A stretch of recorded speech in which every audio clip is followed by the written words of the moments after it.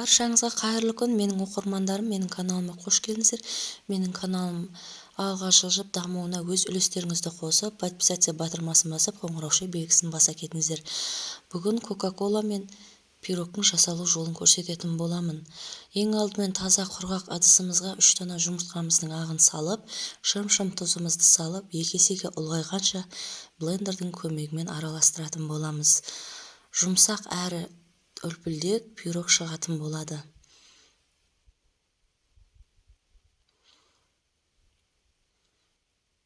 Дайын болған белогымыздың үстінен 100 грамм қантымызды салып, қантымыз ергенше жақсылап араластырамыз. Қантты өз қалауларыңыз бойынша салсаңыздар болады. Тәтті болғанын қаласаңыздар 150-200 граммға дейін қоссаңыздар болады. Үстінен жұмыртқамыздың сарысын салып, біркелкі болғанша араластырамыз. Достар, егер менің видеом ұнаса, өз достарыңызбен бөлісе отырыңыздар. Және де менің каналым дамуына үлестеріңізді қоса кетіңіздер. Мен сіздердің қолдауларыңызды күтемін. Қажетті заттарды описание бөлімінде қалдырамын. Ұнаса лайк, комментария бөліміне пікірлеріңізді қалдыра кетіңіздер. Үстінен бөлме температурасында тұрған 200 грамм коламызды құйып араластырамыз. Алдын ала електен өтілген ұнымыз бенен 10 грамм разрыхлителді салып, араластырып, үстінен салып, қоюлығы осындай болғанша араластырып алдым. Мен ұн салған видеом түспей қалыпты. Дайын болған массамыздың үстінен 40 грамм сұйық майымызды құйып, және де араластырамыз. Сонда пирогымыз құрғақ болып қалмайды.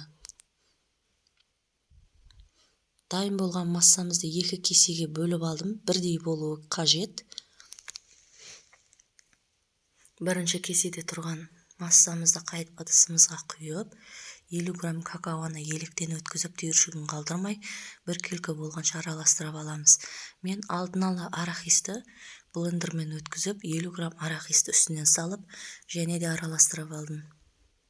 Дәмі өте керемет, балғын болып шығады. Балаларыңызға жасап беруге кеңес беремін.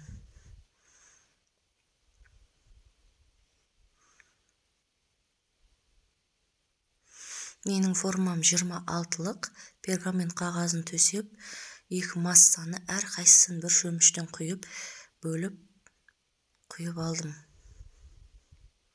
Мен алдын ала пешкамды қыздырып алдым. Сонда пирогымыз үлкен және де көлемін жоғалтпайды, үлпілдек, жұмсақ пирог шығатын болады.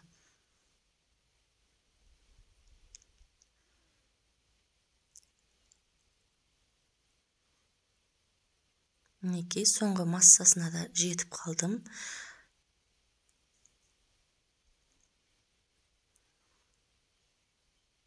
Дайын болған массаны формасында 1-2 сілкіп аласыздар, сонда массамыз біркелкі болып жайғасатын болады.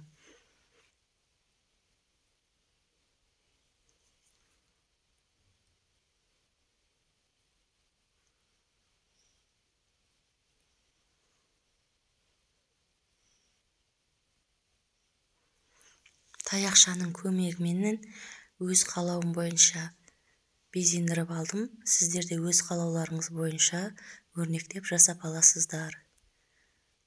Балаларыңызға ұнайды деген сенімдемін.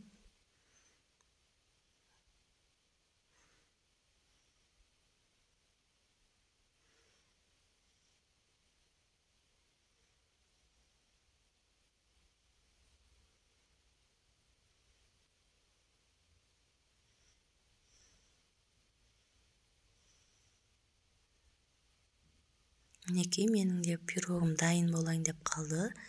Достар, менің каналымның алға жылжып дамуына өз үлестеріңізді қосып, достарыңызбен бөлісіп отырыңыздаршы. Сіздердің қолдауларыңыз мен үшін ауадай қажет.